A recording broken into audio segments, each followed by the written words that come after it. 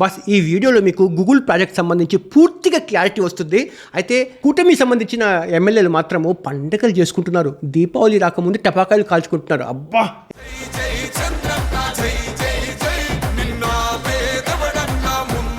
ఎక్కడికో వెళ్ళిపోతుంది ఆంధ్రప్రదేశ్ అని చెప్పి. కానీ వైసీపీ మాత్రము రకరకాల అనుమానాలు వ్యక్తం చేస్తుంది.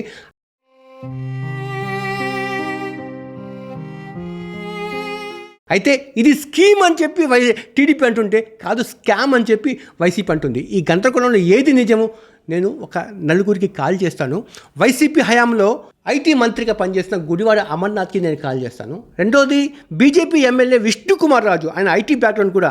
మూడోది జనసేనకు సంబంధించిన ఎమ్మెల్యే వంశీకృష్ణ శ్రీనివాస్ యాదవ్ కూడా నేను కాల్ చేస్తాను, విశాఖపట్నం. నలుగురిది ఒక టీడీపీ ఎమ్మెల్యే కూడా కాల్ చేస్తాను. ఈ నలుగురికి కాల్ చేసిన తర్వాత మీకు కొంత క్లారిటీ వస్తుంది. దీనికి సంబంధించి అసలు ఏంటి ఈ ప్రాజెక్ట్ అనేది మీరు ముందుగా తెలుసుకోవాలి. అయితే ఈ తక్కువ మంది ఎంప్లాయ్మెంట్ అన్నది వైసీపీ వాళ్ళు ఏదైతే డౌట్ రేస్ చేశారో ఆ డౌట్ని క్లియర్ చేసుకోవాలంటే ముందుగా ఫస్ట్ ఆ వైసీపీకి సంబంధించిన నాయకుడు, మాజీ మంత్రి, ఐటీ శాఖ చేసిన గుడివాడ అమర్నాథ్ని ఫోన్ చేద్దాం. హలో అన్నగా నమస్తే. నేను స్టూడియో నుంచి మాట్లాడుతున్నాను. ఇప్పుడు మీ ప్రెస్ మీట్ కూడా చూశాను. యాక్చువల్గా ఏంటి మనకు దీనివల్ల ఏపీకి వచ్చే ఉపయోగం ఏముంటుంది అంటారు? నష్టమా లాభమా దీనివల్ల? ఏ ప్రాజెక్ట్ వచ్చినా నష్టం అనేటువంటిది ఎప్పుడు ఉండదు. ఏ ప్రాజెక్ట్ అన్నా ఏ ప్రభుత్వం స్వాగతించాల్సిందే, ఏ పార్టీ అయినా స్వాగతించాల్సింది. కానీ వచ్చేటువంటి క్రమంలో ఇన్వెస్ట్మెంట్ వల్ల రెండు చూస్తుంది ఏ ప్రభుత్వం అన్నా. ఒకటి రెవెన్యూస్ ఏమొస్తున్నాయి రాష్ట్రానికి. ఒకవేళ రెవెన్యూస్ రాకపోయినా మన రాష్ట్రంలో యువతకి ఉపాధి ఏమైనా వస్తుందా? ఇవి రెండు మేజర్ పాయింట్స్ మనకి. సో ఇప్పుడు ఆ రోజు రాజశేఖర రెడ్డి గారు బ్రాండిక్స్ కి ల్యాండ్ ఇచ్చినప్పుడు అప్పుడు 1000 ఎకరాలు 1000 రూపాయలకి ఇచ్చాం మనం. అవును. అప్పుడు దేనికి ఇచ్చాము? 60,000 మందికి ఎంప్లాయ్మెంట్ క్రియేట్ చేస్తారు అన్నటువంటి కమిట్మెంట్ మీద ఇచ్చాం మనం. అవును. ఈ రోజు 30,000 మంది పనిచేస్తున్నారు అందులో. సో మనం ఏదైనా ఇచ్చినప్పుడు ఎంప్లాయ్మెంట్ జనరేషన్ అని ఉండాలి, లేదా రెవెన్యూ జనరేషన్ అని ఉండాలి. సో ఇప్పుడు దీని వల్ల ఏమవుతుందంటే ఇందులోని గూగుల్ అనేటువంటి సంస్థకి ప్రపంచ వ్యాప్తంగా ఉన్నటువంటి ఎంప్లాయీస్ 180,000 మంది.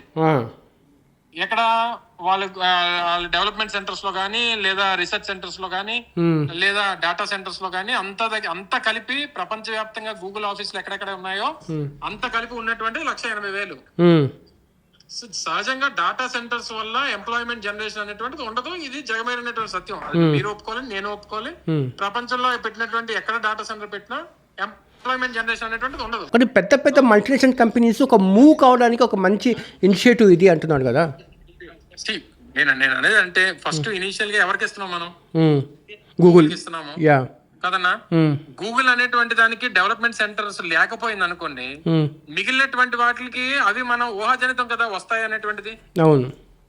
సో నేనేమంటానంటే నిన్న నా ప్రెస్ మీట్ లో గూగుల్ అనేటువంటి సంస్థకి ఇప్పటికే ప్రపంచ వ్యాప్తంగా 180,000 మంది ఎంప్లాయీస్ ఉన్నప్పుడు గూగుల్ డేటా సెంటర్ కి గూగుల్ కి ఇన్ని ఇన్సెంటివ్స్ 22,000 కోట్ల రూపాయలు ఇస్తున్నప్పుడు గూగుల్ నే ఒక 5,000 మందితో క్యాంపస్ పెట్టమని మనం కమిట్ చేయాలి కదా అనేటువంటిది మా లైన్. తప్పలేదు కదా. అదే. సో గూగుల్ కి డెవలప్మెంట్ సెంటర్స్ లేకపోయాయి అనుకోండి, మనం ఆ రోజు అదాని డేటా సెంటర్ కి 200 మెగావాట్ డేటా సెంటర్ పెట్టడానికి అని చెప్పి మనం కమిట్ చేసాం. ఆ 200 మెగావాట్ డేటా సెంటర్ వల్ల మనకి ఎంప్లాయ్మెంట్ క్రియేట్ అవ్వదు, కానీ మనం ఇన్సెంటివ్స్ ఇస్తున్నాం, అన్ని ఇస్తున్నాం. అదానికి కమిట్మెంట్ ఏం తీసుకున్నాం? ఎంప్లాయ్మెంట్ జనరేషన్ కూడా నువ్వు చేయాలంటే IT towers, IT ecosystem build up చేసి ఒక ఐటీ పార్క్ ని డెవలప్ చేయాలనేటువంటి కమిట్మెంట్ తీసుకున్నాం డేటా సెంటర్ ఇచ్చినప్పుడు. ఎందుకంటే డేటా సెంటర్స్ లో జాబ్స్ రావని తెలిసి. సో మనం ఏమంటాం అంటే గూగుల్ కి ఇచ్చినప్పుడు గూగుల్ కి డెవలప్మెంట్ సెంటర్స్ వరల్డ్ వైడ్ ఉన్నాయి కాబట్టి, హైదరాబాద్ లాంటి ప్రాంతాల్లో ఉన్నాయి, బెంగళూరులో ఉన్నాయి, ఇంకో దగ్గర ఉంది కాబట్టి, వైజాగ్ లో కూడా వాళ్ళకి ఎంత మనం ఆఫర్ చేస్తున్నాం కాబట్టి ఇన్సెంటివ్స్ ఇవన్నీ ఒక 5,000 మందితో క్యాంపస్ పెట్టమని చెప్పి మనం కమిట్ చేయాలి కదా అని అంటున్నాం మేము. అయితే ఒకటి మనం మాట్లాడుకున్నాము. ఇప్పుడు నాది కూడా విశాఖపట్నం కాబట్టి విశాఖపట్నం ఐటీ పార్క్కి మీరు ఉన్నప్పుడు ఒక ఆర్టీసీ బస్సు కూడా ఎంప్లాయీకి, ఐటీ ఎంప్లాయీకి మనం ఇవ్వలేకపోయాం మనం. ఆయన జయంతికి వర్ధంతికి తేడాలు తెలియని వాళ్ళు ఏదో మాట్లాడతారు. వాళ్ళు మాట్లాడిన దానికి ప్రతిదానికి నేను సమాధానం చెప్పాల్సిన పని లేదు. ఆయన ఏం మాట్లాడాడో ఏం చేశాడో ఈరోజు అంతా చూసాము.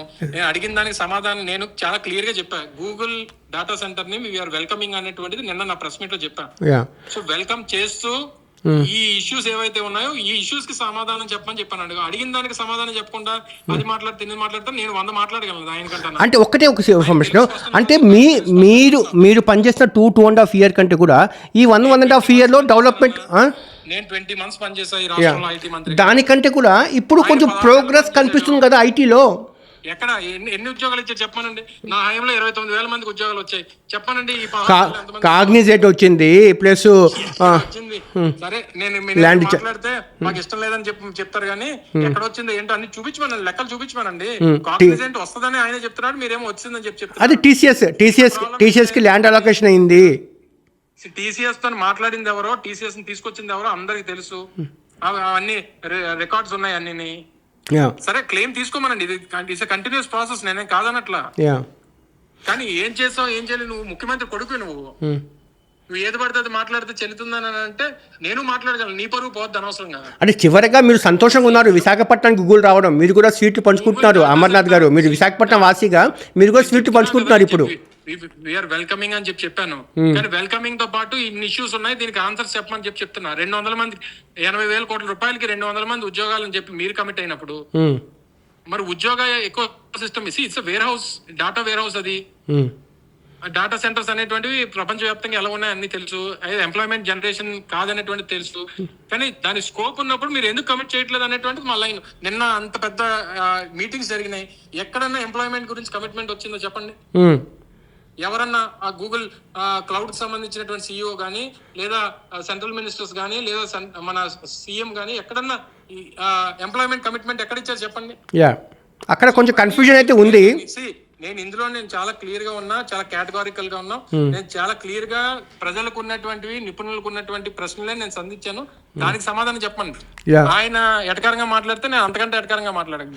అంటే లోకేష్ అనే మాట ఏంటంటే, నేను ఎకో సిస్టమ్ డెవలప్ చేస్తున్నాను, ఆటోమేటిక్ గా ఇటువంటి ఎంఎన్సీస్ వస్తాయి, ల్యాండ్ అవడం అనేది టేక్ ఆఫ్ అవుతాయి. కాదండి, ఉన్నటువంటి ఎవరికైతే ఇస్తున్నావు ఇచ్చినటువంటి వాడి దగ్గర కమిట్మెంట్ తీసుకోకుండా ఇంకెవడో వస్తాడు అనేటువంటి చెప్పడం ఏంటని అంటున్నాను నేను. 1 by 1 స్టార్ట్ అయింది కదా అంటారు వాళ్ళు. ఏమి సరే, నిన్నటి జరిగింది ఎంఓయూఏ కదా, నిన్నటిది ఎంఓయూఏ కదా సార్. అవును, మా గతంలో చంద్రబాబు నాయుడు గారి టైంలో 100 జరిగినాయి. అయినప్పటికీ మనం ఏదైతే చెప్తున్నామో కమిట్మెంట్ అనేటువంటిది ఎవరికైతే ఇస్తున్నామో ఆ ఇచ్చినటువంటి వాడి దగ్గర కమిట్మెంట్ అవకాశం ఉన్నప్పుడు కమిట్మెంట్ తీసుకోవాలనేటువంటిది మా తాలూకు రిక్వెస్ట్. సార్ పాలిటిక్స్ పక్కన పెట్టి నిశ్చితార్థం జరిగింది, పెళ్లి కూడా సవ్యంగా జరగాలని చెప్పి కోరుకుందాం సార్. మంచిదే, నేను కాదనట్లేదు కదా. ఉదాహరణలు చెప్పారు, శోభనం రోజు పిల్లలు పుట్టేస్తారని, అందుకే పెట్టాం ఆయన శోభనం లొకేషన్ పేరు. Right, thank you. టీడీపీ వాళ్ళు ఏమంటున్నారు దీని మీద? రాజ్యసభ సభ్యులు సానా సతీష్ గారు కూడా ప్రెస్ మీట్ పెట్టారు దీని మీదే. ఒక అతిపెద్ద పరిశ్రమ $15 బిలియన్ అంటే 135,000 కోట్లతో ప్రపంచంలో ఎక్కడా లేనిది, భారతదేశ చరిత్రలో ముందెన్నడూ ఇంత ఇన్వెస్ట్మెంట్ రాలేదు ఒకేసారి. అటువంటి ఇన్వెస్ట్మెంట్ మన ఆంధ్ర రాష్ట్రానికి రావటం, అది మన వైజాగ్ ప్రాంతంలో రావటం, దీని వెనక నారా చంద్రబాబు నాయుడు గారు అండ్ నారా లోకేష్ గారి కృషి, సంవత్సరం మీద 13 నెలల పాటు ఈ ప్రాజెక్ట్ తీసుకురావాలని వారు ఎంతో ప్రయత్నించి చివరికి మన ఆంధ్రప్రదేశ్ వైజాగ్ పట్టణానికి తీసుకొచ్చి మనకి ఒక వారం రోజుల ముందే దీపావళి సంబరాలు చేసుకునే విధంగా చేయగలిగారు. దీనివల్ల మనకి 182,000 మందికి కొత్త ఉద్యోగాలు వస్తాయి. ఇప్పుడు బీజేపీ ఎమ్మెల్యే ఉన్నారు కదా విష్ణుకుమార్ రాజు, ఆయనది కంప్లీట్గా ఐటీ బ్యాక్గ్రౌండే. ఇప్పుడు ఐటీ సెట్ విశాఖపట్నంలో కూడా ఆయన కంపెనీలు ఉన్నాయి. ఆయనతో మాట్లాడతాం, ఈ కన్ఫ్యూజన్ తీరే అవకాశం ఉంది. విష్ణుకుమార్ రాజు, నేను స్టూడియో నుంచి మాట్లాడుతున్నాను. ఏం లేదు సార్, ఈ గూగుల్ ఈ ప్రాజెక్ట్ వల్ల ఏం సార్ మన ఏపీకి జరిగే మేలు? సార్ ఫస్ట్ ఇప్పుడు విశాఖపట్నంలో మన రామకృష్ణ బీచ్ ఉంది సార్. వైజాగ్ రామకృష్ణ బీచ్ అంటే మన బీచ్ రోడ్డు తర్వాత సముద్రం ఉంది. అవును, సముద్రం వలన మనకు మేలు ఏంటంటే ముందు పబ్లిక్ ని అట్రాక్ట్ చేయడానికి మిగిలిన వాళ్ళు అందరూ కూడా చూసి ఈ Vizag is one of the biggest place for tourism అనే భావన వస్తుంది. వన్ ఆఫ్ ది ఫ్యాంటాస్టిక్ ఇది అనేది. సో ఇది ఏంటంటే ఎప్పుడైతే ఈ గూగుల్ డేటా సెంటర్ వచ్చిందో, one of the top international giant is coming to this particular place. అది మే నాట్ బి ఏదో పెద్ద వేలాది జాబ్లు వచ్చేదానికి అవకాశం లేదు కానీ, అంటే when giant it self is coming and establishing is centre next to the US, the biggest investment, అది పబ్లిక్ కానీ లేకపోతే other infrastructure other companies move అవటానికి చాలా అత్యంత ఆ స్కోప్ ఉంటుంది సార్. అంటే ఈరోజు నేను సాక్షిలో ఒక డిబేట్ చూస్తే నాకు కన్ఫ్యూజన్ వచ్చింది. 500 జాబ్స్ మాత్రమే వస్తున్నాయి, 1,80,000 కోట్లకి 500 జాబ్స్ ఏంటి అనేది నాకు ఒక సంశయానం. లేదు, అంటే యాక్చువల్గా ఏంటంటే సార్, ఈ డేటా సెంటర్స్ వల్లనే జాబ్స్ డైరెక్ట్ ఎంప్లాయ్మెంట్ పెద్దగా మీరు ఇన్వెస్ట్మెంట్ వర్సెస్ జాబ్స్ అనేది ఉండదు sir. It's very high skilled jobs ఉంటాయి సార్ దాంట్లోనే. ఓకే, ఇప్పుడు మీ టీవీ ఉంది, మీ ఛానల్ ఉంది, ఇప్పుడు మీరు జఫర్ గారు లాంటి వాళ్ళు ఎంతమంది ఉంటారు. సో అట్లాగా వెరీ హై స్కిల్డ్ పీపుల్ కి అక్కడ జాబ్ ఉంటుంది. ఓకే, అది సపోర్టింగ్ స్టాఫ్ కి వస్తుంది తప్ప this is not regular call centre లాంటిది కాదు. ఎంప్లాయ్మెంట్ సంబంధించి ఇంకొంచెం కన్ఫ్యూజన్ ఉంది కదా. ఒకసారి జనసేన విశాఖపట్నం ఎమ్మెల్యే వంశీకృష్ణ శ్రీనివాస్ యాదవ్తో మాట్లాడతాం. ఏంటి మనకి గూగుల్ ప్రాజెక్ట్ వల్ల విశాఖపట్నానికి ఆంధ్రప్రదేశ్కి రూపురేఖలు మారేది. అమర్నాథ్తో మాట్లాడాను, ఆయన చాలా అనుమానాలు వ్యక్తం చేస్తున్నారు. జాబ్ కమిట్మెంట్ ఏం లేదు కదా, ప్లస్ ఇప్పుడే ఎంఓయూ కదా, అది అయ్యేంత వరకు చూడాలి కదా, ఇటువంటి అనుమానాలు ఉన్నాయి. ఏమంటారు మీరు? 100% గూగుల్ సంస్థ అన్నది ఒక ప్రపంచంలో నెంబర్ 1. అది ఇక్కడ రావడం అనేది ఒక బ్రాండ్ అంబాసిడర్ విశాఖపట్నం ఇవాళ. సో విశాఖపట్నం రూపురేఖలు మారుతాయి, వాళ్ళకు కూడా తెలుసు పాపం. కాకపోతే ఏదో ప్రతిపక్షంలో వెనక ఉన్నాం కదా, ప్రతిపక్షం లేదనుకోండి. మళ్ళీ అమర్నాథ్ ఎందుకు డౌట్స్? అదే చెప్తున్నా, డౌట్స్ ఏం లేదు, ఏదో ఉన్నాం కదా అని మాట్లాడే పాపం. ఆయనకు కూడా తెలిసి ఏం జరగబోతుందో. ఓకే, సో అలాగ ఒక 7-8 సాఫ్ట్వేర్ కంపెనీ వాళ్ళ విశాఖపట్నం వచ్చాయి. సో ఒక స్టీల్ ప్లాంట్ వచ్చింది, metro next month metro open అవుతుంది, నెక్స్ట్ మంత్ జూన్లో ఎయిర్పోర్ట్ అవుతుంది. అంటే ఇప్పుడు మీరు విశాఖపట్నం జనసేన ఎమ్మెల్యేగా వంశీ గారు, ఇప్పుడు దీంట్లో జాబ్, ఇప్పుడు ఎంఓయూలో ఎక్కడ ఇంత జాబ్ అనేది, ఇప్పుడు 1,80,000 కోట్లు అని కొంతమంది, 130,000 కోట్లు అని కొంతమంది అంటున్నారు కదా. ఇప్పుడు ఇన్ని వేల కోట్లు వస్తున్నప్పుడు జాబ్ కమిట్మెంట్ అనేది ఎక్కడ లేదా? డేటా సెంటర్స్కి తక్కువ మంది ఉంటారని ఉందని ఎందుకు ఉండదు? మ్యాక్సిమం తక్కువలో వాళ్ళు 34,000 జాబ్లు మారుతాయన్నా. కాకపోతే వాళ్ళు ఏదో అపోజిషన్ ఉన్నారు కానీ పాపం వాళ్ళు ఏదో విమర్శిస్తున్నారు కానీ వాళ్ళకి తెలియదు ఏం జరుగుతుందో. మీ ఫ్రెండే కదా ఫోన్ చేసి మాట్లాడాల్సిందే కదా, కానీ డౌట్స్ మీరు డైరెక్ట్గా క్లియర్ చేయాల్సింది కదా. వాళ్ళు అడిగితే ప్రెస్ మీట్ అడగమని చెప్పండి, డౌట్స్ అని మనం క్లియర్ చేస్తాం. ఓకే, ఏంటి మొత్తం ఈ క్రెడిట్స్ ఎవరికి ఇస్తారు మీరు? ప్రభుత్వానికి, కూటమి ప్రభుత్వానికి, చంద్రబాబు నాయుడు గారికి, పవన్ కళ్యాణ్ గారికి, లోకేష్ గారికి, వాళ్ళు ముగ్గురు కలిపి చేస్తున్నారు. ముగ్గురికి ఇస్తాం. ఇంకొన్ని సందేహాలు ఉన్నాయి కదా. ఇక టీడీపీ ఎమ్మెల్యే ఉగ్ర నరసింహారెడ్డితో మాట్లాడతాం. ఆయన కూడా వైటీ బ్యాక్గ్రౌండ్ ఉంది. ఎమ్మెల్యే గారు మీరేమనుకుంటున్నారు? అయితే మీరే ఫుల్ పండగ మూడ్లో ఉన్నట్టుకున్నారు ఇప్పుడంతా, సక్సెస్ కొట్టామని చెప్పి. అవునండి, మహేష్ బాబు గారి విషయాన్ని మా అందరికీ తెలుసు. ఎందుకంటే ఇప్పట్లో ఈ మైక్రోసాఫ్ట్ కంపెనీ హైదరాబాద్ రావడం వల్ల ఏ విధంగా హైదరాబాద్ చెందిందో అదే విధంగా విశాఖ భవిష్యత్తులో, అంటే ఇప్పుడు ఈ అంతర్గత ఇంటర్సీ కేబుల్ లైనింగ్ ప్రపంచ దేశాలన్నిటి కనెక్టివిటీ డెవలప్ చేస్తూ ఒక విధమైన చేస్తున్నందుకు మేము వారిని అభినందిస్తూ, మనం అందరూ ఒప్పుకోవాలి, గూగుల్ అనేది మన లైఫ్లో ఒక పార్ట్. ఇప్పుడు ఏపీ లైఫ్లో కూడా ఒక పార్ట్ కాబోతుంది గూగుల్. వైజాగ్లో $9 బిలియన్ పెట్టుబడి వింటుంటే గూస్ బాంబ్స్ వస్తున్నాయి కదా. ముఖ్యంగా చంద్రబాబు నాయుడు వల్ల, లోకేష్ వల్ల ఇది సాధ్యమైంది బాస్. కానీ పేపర్ మీద ఉన్న ఈ డీల్ రియాలిటీలోకి మారే అవకాశం ఉందా అన్నది వైసీపీ వాళ్ళ ప్రశ్న. అంటే ఇక్కడ చంద్రబాబు నాయుడుకి లోకేష్ క్రెడిట్ ఎందుకు ఇవ్వాలంటే, యాక్చువల్గా ఇన్ని పెద్ద గేమ్ ఆడారు ఢిల్లీలో. వాస్తవానికి అయితే నిబంధనలు నియమాల ప్రకారం అయితే ఆంధ్రప్రదేశ్కి ప్రాజెక్ట్ రాకూడదు. ఒక దేశం కోసం పెట్టిన ఒక డేటా పాలసీని ఒక రాష్ట్రం కోసము కుదించడము, దీనికోసము కేంద్రానికి ఒప్పించడము, ఇదంతా ఒక రకమైన ఛాలెంజే. ఇక్కడ మన కూటమి నాయకుల పట్టుదలను ఎవ్వరు కాదనలేరు. ఇప్పుడు ఇక్కడ నా క్వశ్చన్ ఏంటంటే, ఫస్ట్ క్వశ్చన్, 130,000 కోట్లు పెట్టుబడి వస్తుంది, కానీ ఎంతమందికి ఎంప్లాయ్మెంట్ జనరేట్ అవుతుందన్న విషయంపై ఎక్కడ క్లారిటీ ఎవ్వరు లేదు. ఒక్కొక్కరు ఒక రకంగా మాట్లాడుతున్నారు. థౌజండ్స్ ఆఫ్ జాబ్స్ వస్తున్నాయని చెప్పి ఒకరు అంటున్నారు, లేదు హండ్రెడ్స్ ఆఫ్ జాబ్స్ వస్తున్నాయని చెప్పి వైసీపీ అంటుంది.